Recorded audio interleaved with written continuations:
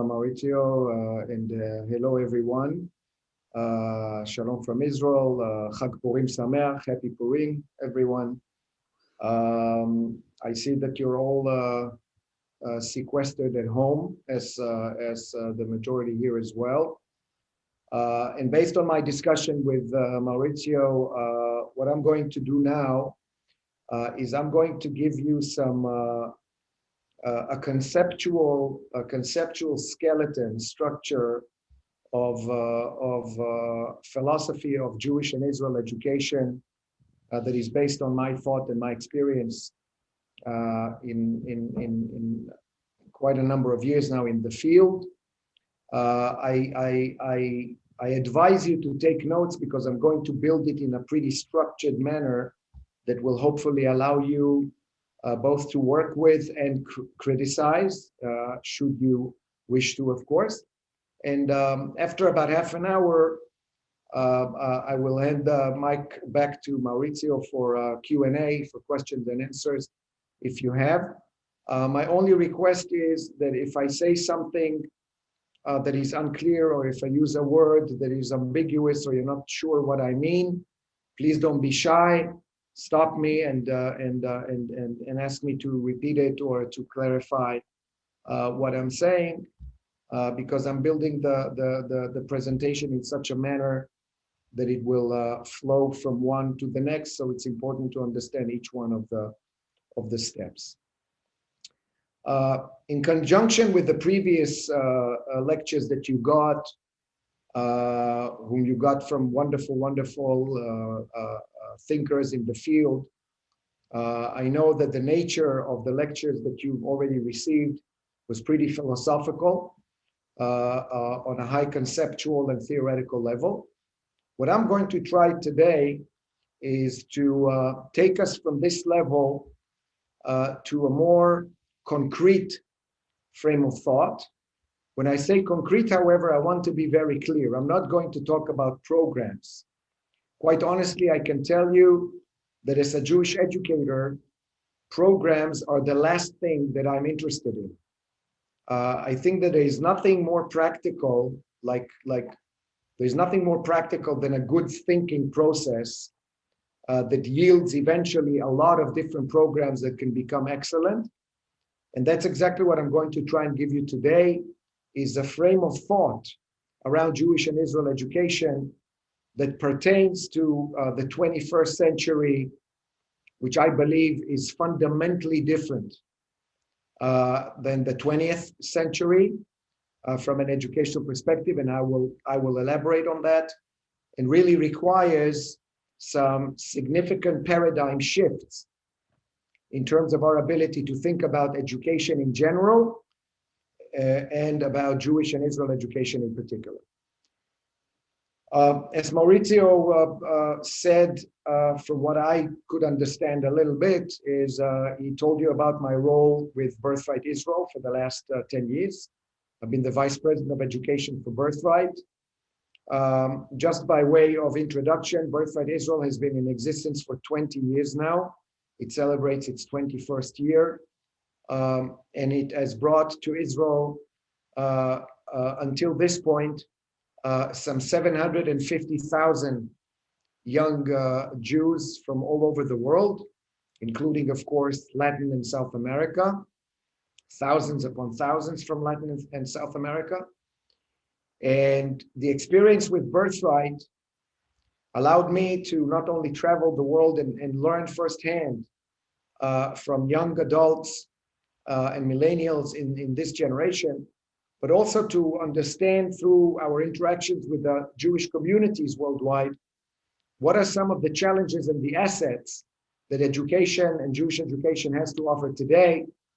And on those, I would like to talk with you today, as we are all united in our love of Judaism, our love of Israel, and our love of education. So let me start by saying, first of all, that when we talk about young adults, I'm talking about the age range that goes anywhere between 17, 18 to 35 almost. It's a humongous age range that requires a certain approach and certain pedagogy. And I can tell you that from my experience and my impression, we are dealing with a wonderful, wonderful generation. A lot of educators, a lot of leaders, a lot of community leaders always speak in a language of crisis. Oh my God, this generation is disassociated, disconnected, is not interested, doesn't want blah, blah, blah, blah, blah. I actually think that it's a fantastic generation, and that the shortcoming when it comes to Jewish education is not because of the students, but rather because of Jewish education. And if we are good enough and wise enough to address those challenges that this specific generation poses to us, we can truly do remarkable things.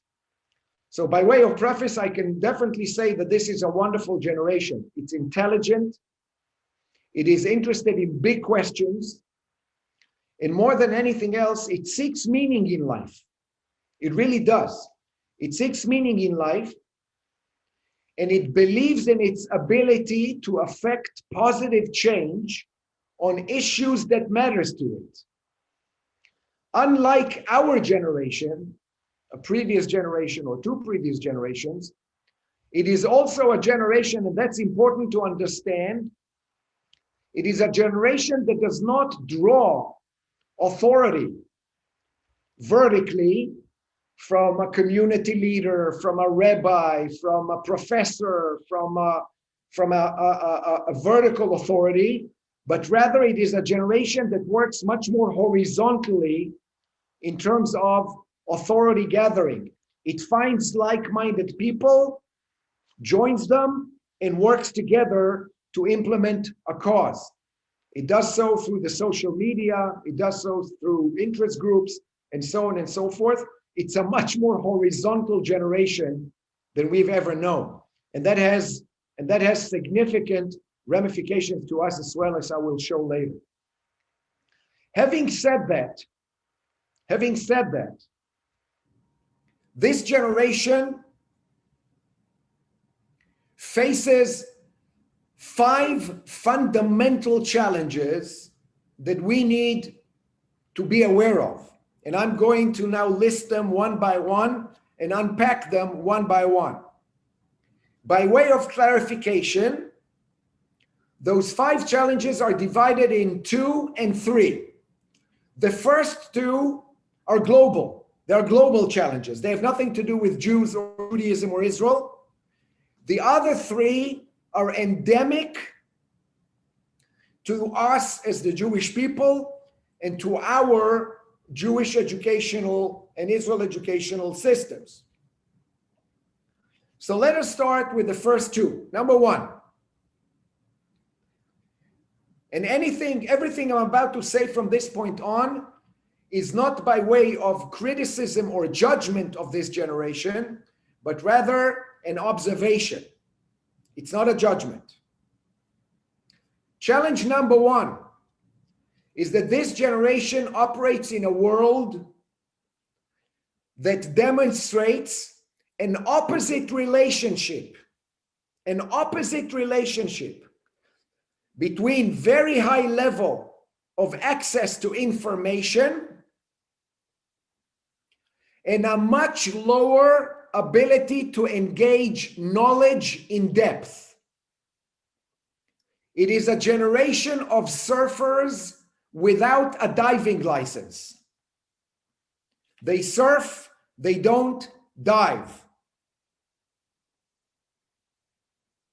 Now, the reason I'm using the term surfing is not only because that's the lingua franca of the social media. You surf the internet, you surf the web. But actually, if you think about the act of surfing in the ocean, the actual act of surfing, a person who surfs is attracted only to whatever it is that makes waves. That's what interests a surfer. He does not care about the ocean in general, but only about those elements that make waves. And we operate in a world today, and we need to be conscious and aware of it. We live, all of us, live in a world today that purposely, intentionally, systematically creates perpetual waves for the daily consumption of the average surfer. We live in a world of information tsunami, perpetual tsunami. And many of the people with whom we come into contact skip from one wave to the next, from one wave to the next, and don't have any understanding, let alone a depth of view of the ocean which created those waves to begin with. Meaning, now let's translate that to educational language. The two pedagogic elements that are fundamental for the acquisition of knowledge rather than the accumulation of information are one, context, and two, complexity. The world of surfing fundamentally lacks those two elements.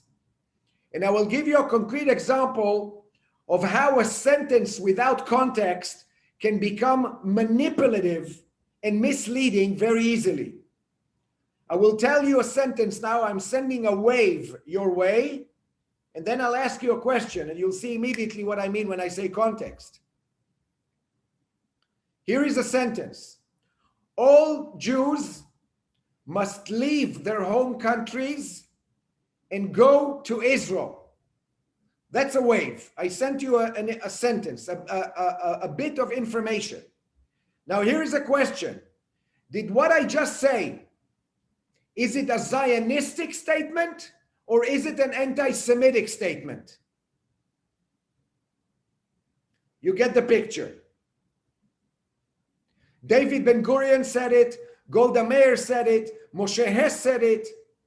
These were all Zionist leaders who invited Jews home. But the same sentence, almost verbatim, was said by, lehavdil, Joseph Goebbels, Yimach Shmo v'Zichro, the Ministry of Propaganda for the Nazi regime, who was not inviting Jews home, but rather was kicking Jews out. The sentence is exactly the same. The context changes everything. So the first point to remember in light of the first challenge is that, in my opinion, the true currency of education in the 21st century, not just Jewish education, but education in general, is going to be less and less about content and more about context. For content, the younger generation don't need us anymore. They have this. They have this. They don't need me. They don't need the rabbi. They don't need the professor. They have Google. They can find anything they want on Google. What Google cannot give them is what we are here for. It cannot give them complexity, and it sure as hell cannot give them context. And that's going to be, these two concepts are going to become far more fundamentally important in the 21st century. That's challenge number one. Challenge number two, if we saw an opposite relationship between high level of information, access to information, and a much lower level of knowledge, challenge number two extends from that and shows a world in which we all live that now shows on every level of human discourse, from the streets, grassroots streets level, and up to the highest levels of leadership. We find an alarming opposite relationship between low levels of knowledge and very high levels of opinion. People have a lot to say and very strong opinions about a lot of issues of which they know very little about, if at all. And you see it on the street and you see it on the government.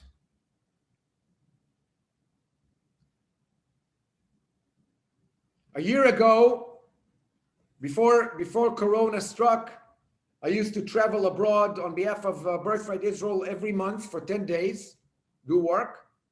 My last trip, as you can imagine, was tomorrow, exactly a year ago. Tomorrow was a year that I've not traveled abroad.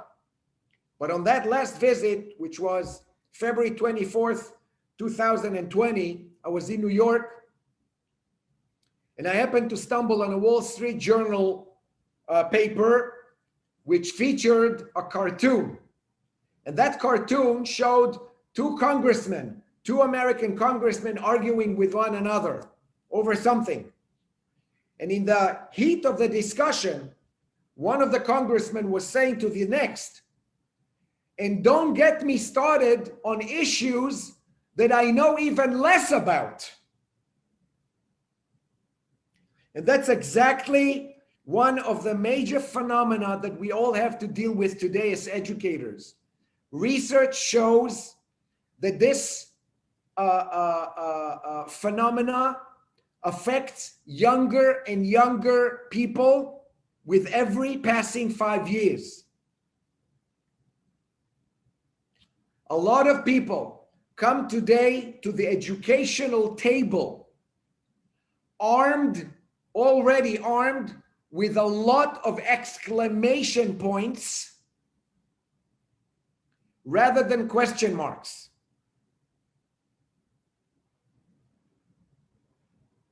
So 2 points in regards to challenge number 2. Number 1, if the intuitive wisdom of education seems to suggest that the role of the educator is to turn the students' question marks into exclamation points, then in the 21st century, the mandate of the educator has turned upside down by 180 degrees. Today, we're going to face many more people who come to us already with a lot of very opinionated views about things they know almost nothing about. And our role as educators is to take them through a process using context, complexity, and nuance in order for them to revisit their preconceived assumptions and to re-articulate whatever they thought and turn it back from an exclamation point to a question mark. That's our mandate. In other words, the true calling of education is to become a humbling process for the student, not merely a gratifying one. In other words,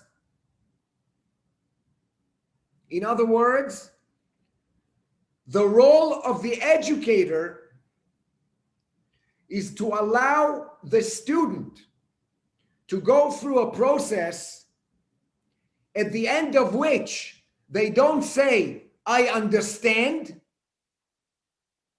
but rather they would say, I now understand how hard it is to understand. An educator needs to push the student beyond the zone of comfort and up to a point where that student is able to face ambiguity.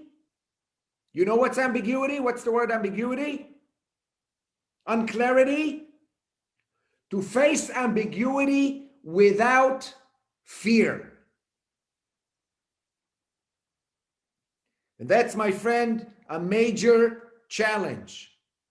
Research shows that in today's social media environment, many young adults who engage in issues that matter to them, who seek other people in order to deal with issues of religion, spirituality, politics, ideology, sexuality, gender, human rights, global warming, you name it, things that matter to them, they intuitively join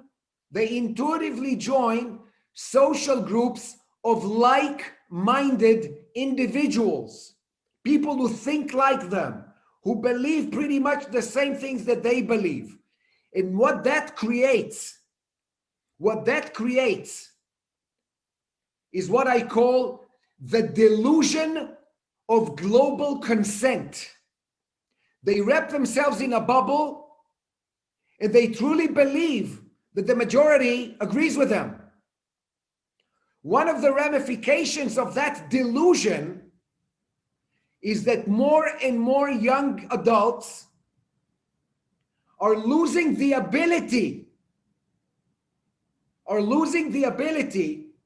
to face voices of dissent, voices of opposition, without finding in them a true threat to their unity as a group. So our role as educators, my friends, is ipso facto. Seek methodologies, build itineraries and pedagogies that deliberately force our students to deal with thoughts, ideas that sometimes are radically different than their own. And here is another point. What I just said is not because we want to change their mind, God forbid, but rather because we want to give them tools that will assist in sharpening both their intellectual sharpness and more so their emotional maturity, which means ultimately the role of education is to teach people how to think, not what to think. What they think is none of my business. How they think is all of my business. That's challenge number 2. Now we're moving to challenges number 3, 4, and 5, and we're honing in on our own people, on our own story. Challenge number 3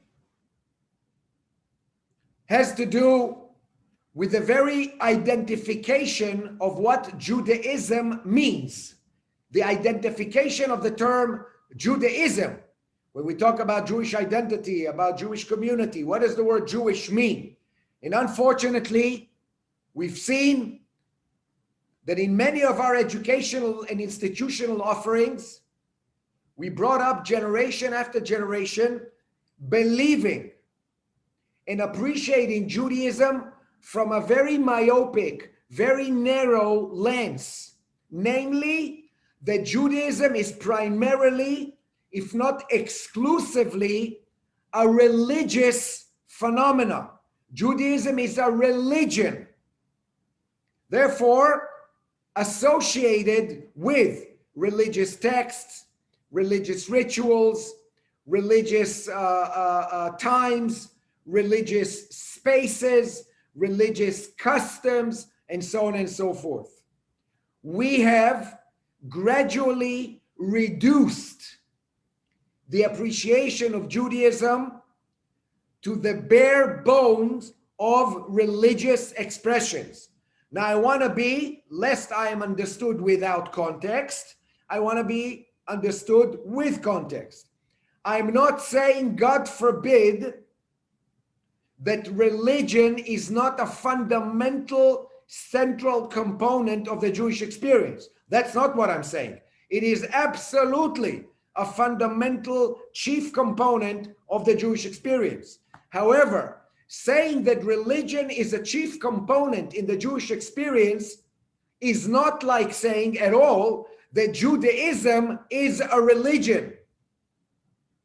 There are many other venues of Jewish appreciation that extend beyond religion alone.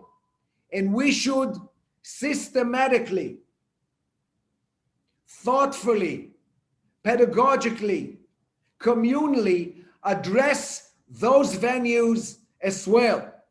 Culture, poetry, fashion, food, sports, you name it.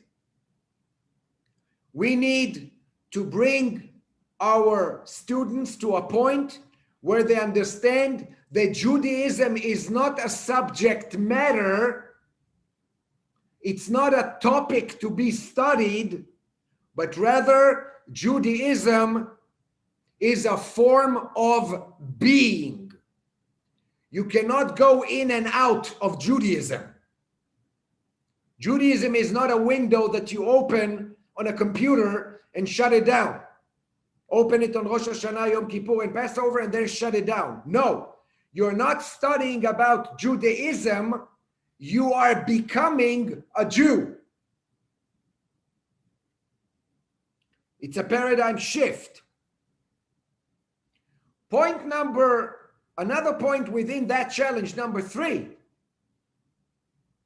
is that unfortunately, when we look at a universal scale, at the governing pedagogy of Jewish education throughout many generations, not just this young one now, we find that for the most part, and I'm generalizing, for the most part, the zeitgeist of Jewish education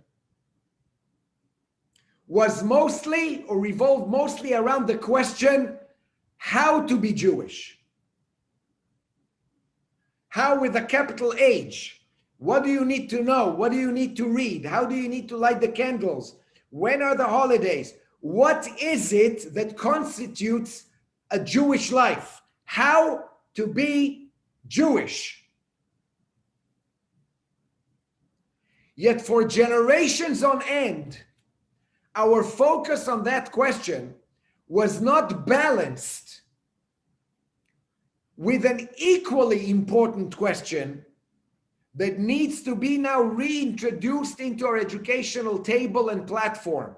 And that question is, why to be Jewish? Not only the how as a doctrine of practice, but why as a doctrine of meaning. Now, my friends, from a historical perspective, when you look at generation after generation who've been systematically introduced the how without the why, what I call the triumph of ritual over meaning, how without a why, you'll end up eventually with a generation that does not care about both questions. Never understood the why and no longer cares about the how. So in conclusion of that third challenge, I would say that 2 things that we need to do as educators. Number 1, broaden the canvas of Jewish appreciation beyond religion alone,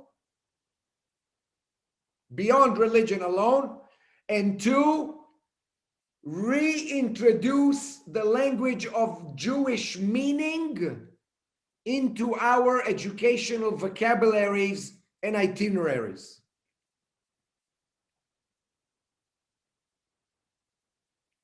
Why? Why are we here? Why are we doing this? What is the value statement behind the rituals?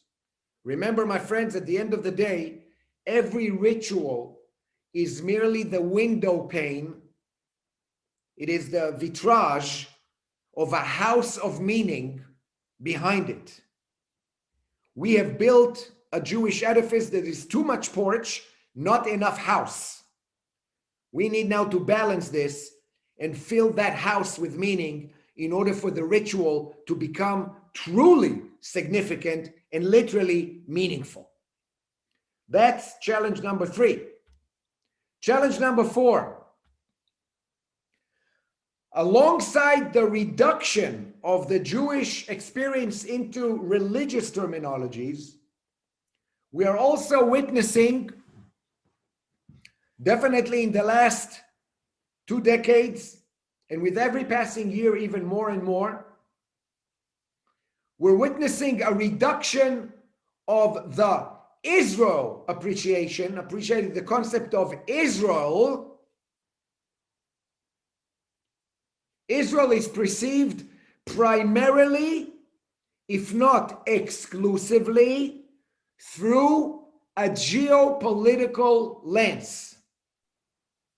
The politics of Israel, the geopolitics of Israel, the wars, the Palestinians, the Arabs, Israel in the region, geopolitics.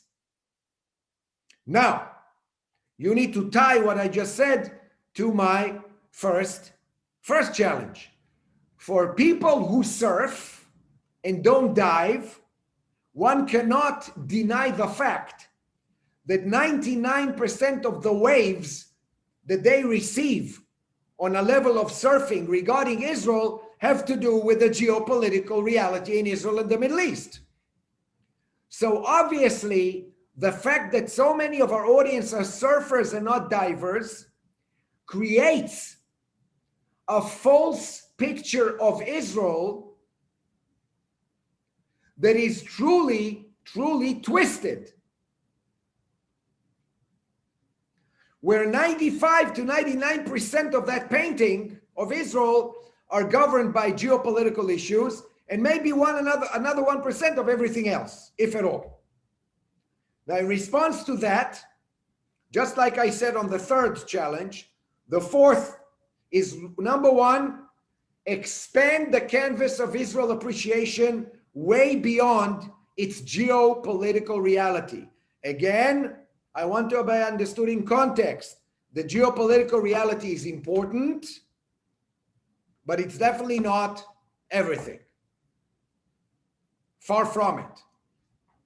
2 things on this issue for you to entertain. Number 1, when we talk about Israel,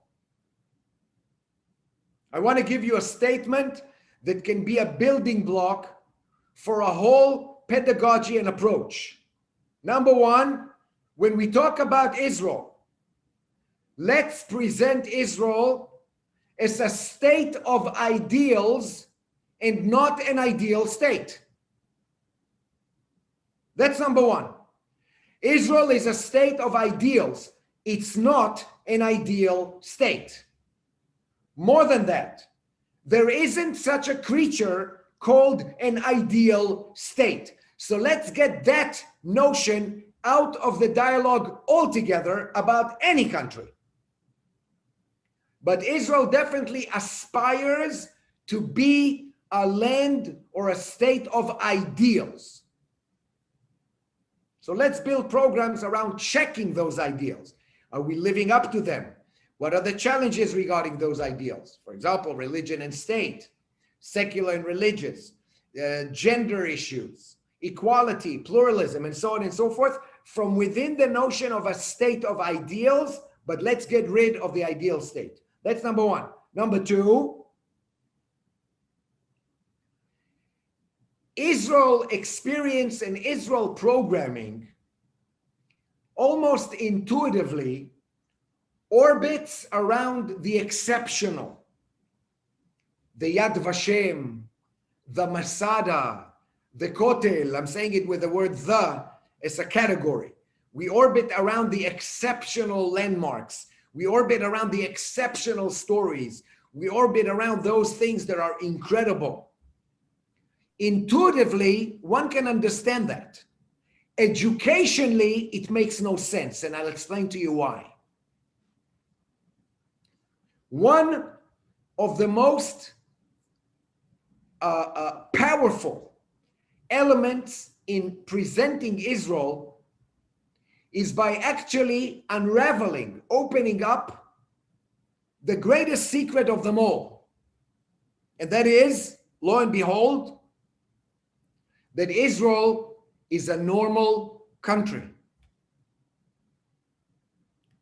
People wake up in Israel, wash their faces, brush their teeth, they look in the mirror. Trust me, the majority of them don't look in the mirror and say, I really wonder what's happening with my Zionist identity this morning. I'm really at odds with some definition of my Jewish affiliation today. And I'm really probing into the relationship with the Palestinians, which needs to be figured out before lunch. Trust me, they don't. They wake up in the morning and they do exactly what you do, only in Hebrew. Okay?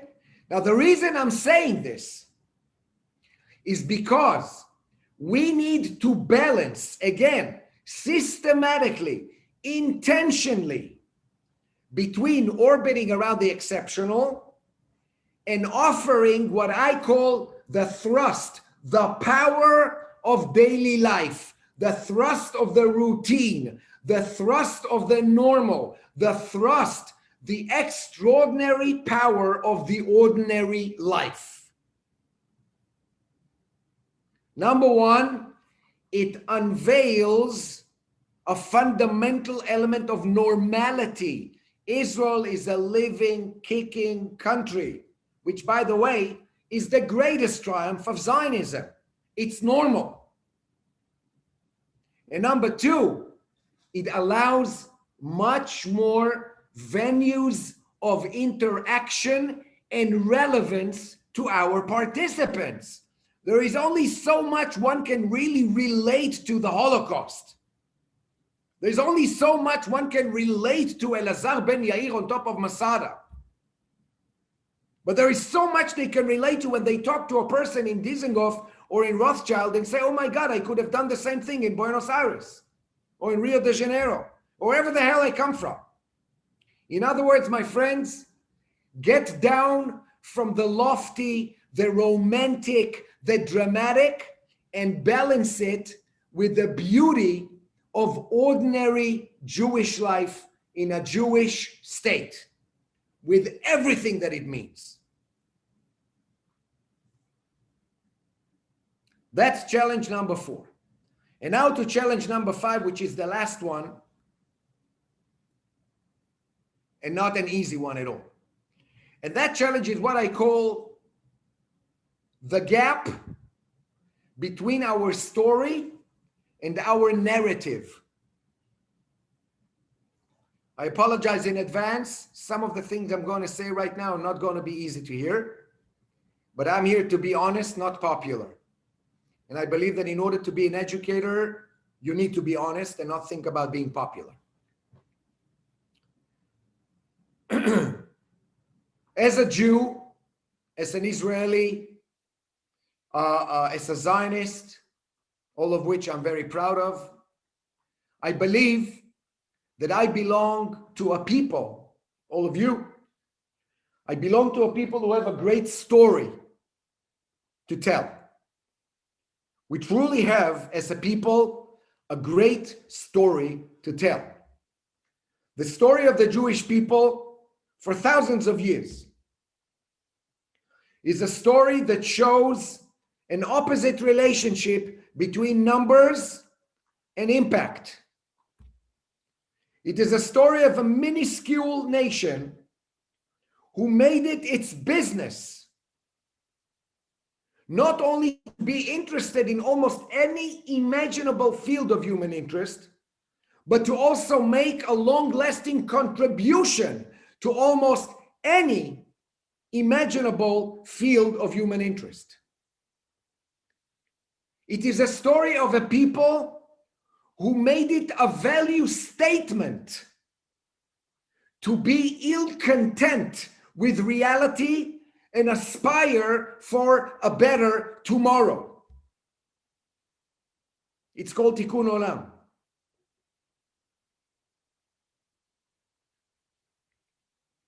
The story of Israel as part of the story of the Jewish people is also magnificent. I'm putting all of politics aside and all of cynicism aside. My friends, when you look openly at what we as a people achieved in 73 years of the existence of the state of Israel, it's truly mind-boggling. It's mind-boggling. In the fields of agriculture, in the field of science, in the fields of medicine, in the field of high-tech, innovation, entrepreneurship. An impact that extends far beyond our numbers. My friends, we have a great story of contribution, of repair, of inspiration. It's a great story. It's not a perfect story. I never use that word. It's a great story. Our narrative, pardon my language, sucks. We've had a terrible narrative for hundreds of years. Whereas the story of the Jewish people is a story of contribution, of enlightenment, of the introduction of some of the most fundamental values that today the Western world and Western civilization take for granted, of repair, of inspiration. Our narrative is continuously a narrative which is governed by a rhetoric of crisis, persecution, anti-Semitism, and death. Our story is the story of the ever-living people. Our narrative is the narrative of the ever-dying people. And I'm borrowing that term from Simon Ravidovich, who in the 60s of the past century wrote a book called Israel, the Ever-Dying People.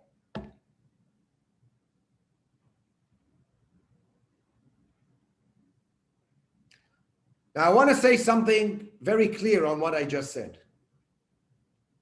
Number one, I am not by any means, Yerachem Hashem, God forbid, undermining in any way, in any shape or any form, the importance and the sanctity, hakdusha, of remembering, learning, respecting, and honoring the events, the catastrophic events that had befallen the Jewish people.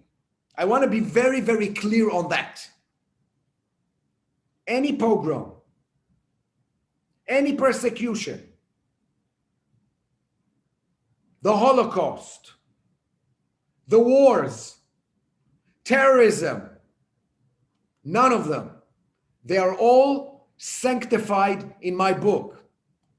Having said that, they are not the reason I'm a Jew. If you remember anything from what I told you so far, remember this. We cannot sustain a healthy Jewish body on a constant diet of tragedies.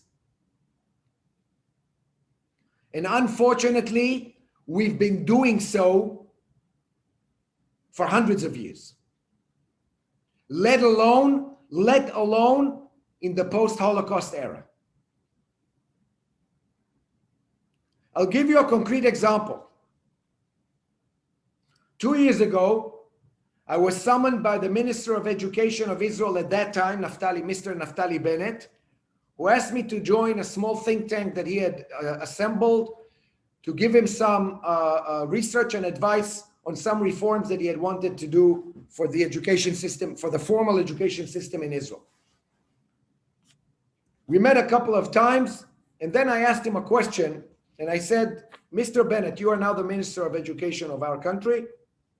I want to ask you something as an Israeli who grew up in this educational system. He said, yes, what's your question? I said, tell me, why did I have to grow up as a kid with the following timeline of Israel? This is the timeline of Israel, which we teach until today, and you also. 1948, 1956, 1967, 1973, 1982, 1990. You see where I'm going with this, right? War, and war. So I said, Mr. Minister, why is my chronology an accumulation of freaking wars? Is that the backbone of my identity as a Jew and as an Israeli? He said, of course not. I said, so why is that the timeline? Why isn't 1966 on that timeline? He said, why, Zohar? What happened in 1966? I said, you see, you're the Minister of Education and you don't know.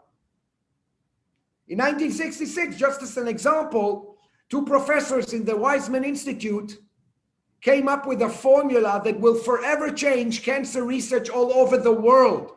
Why isn't that part of our narrative? Why don't we build a narrative that pays justice to our story?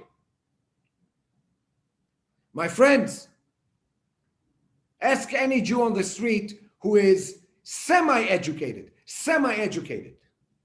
They will probably know that Jews were expelled from Spain and Portugal, respectively, in 1492 and 1497. Probably.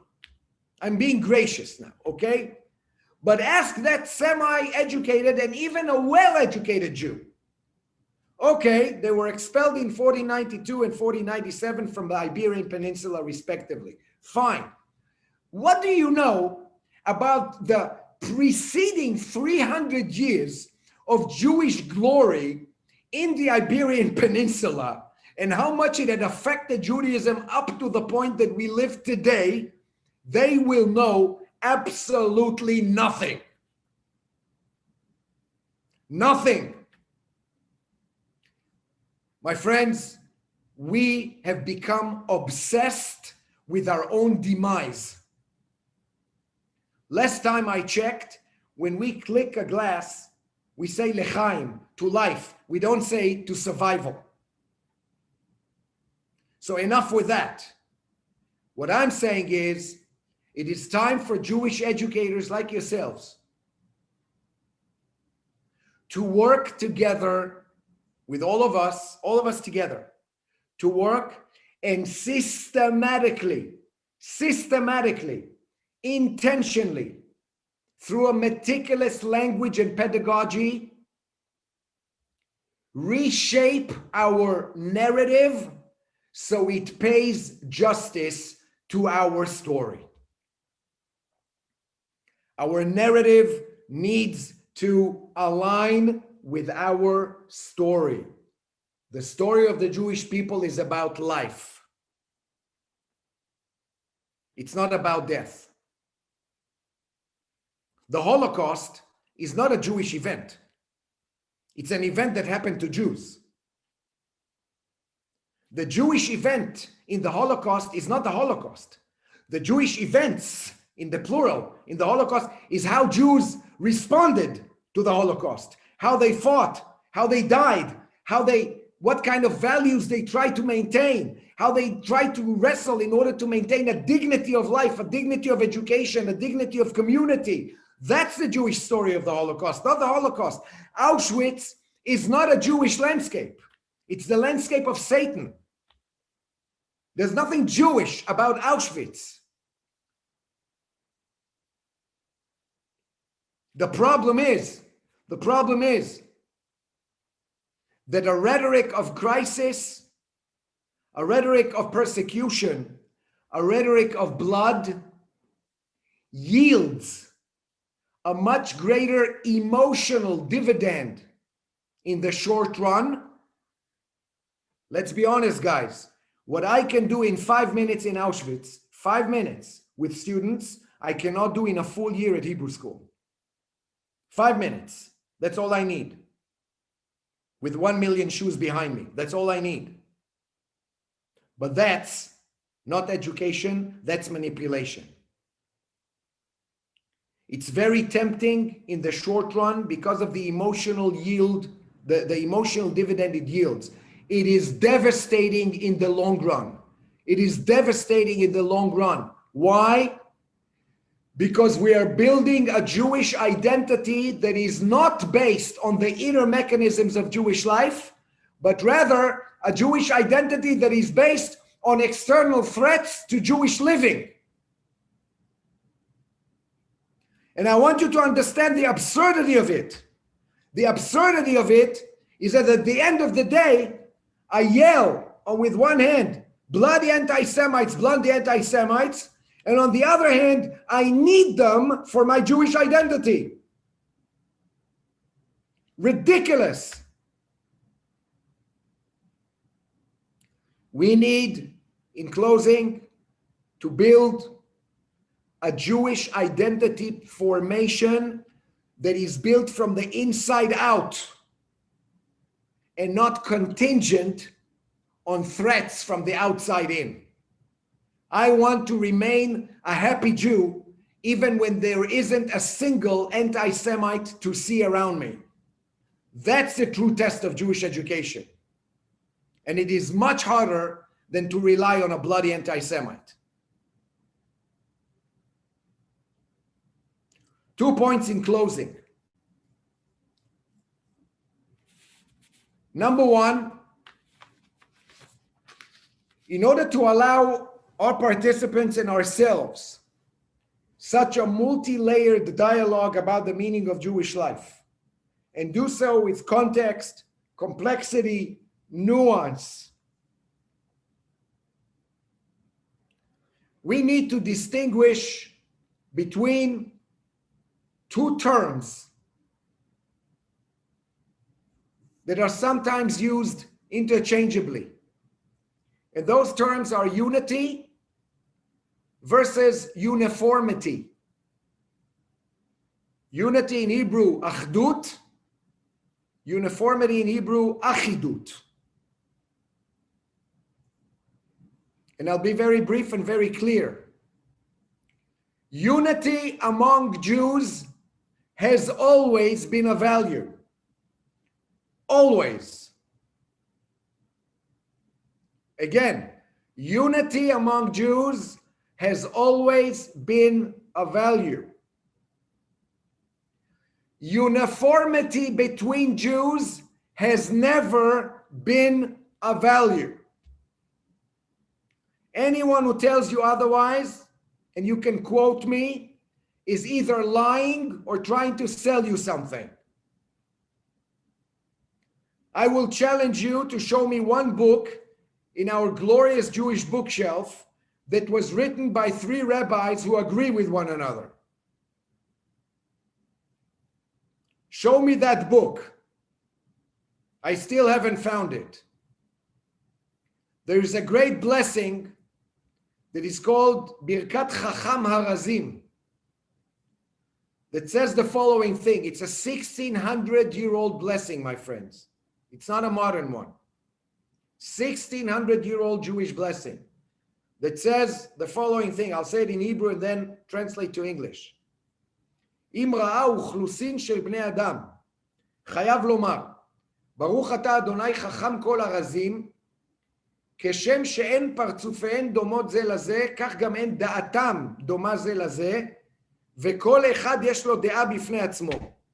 Blessed are you, God, the wiser of all secrets. Now listen to this. If someone sees a multitude of him or her, he should say, blessed are you, God, the wiser of all secrets.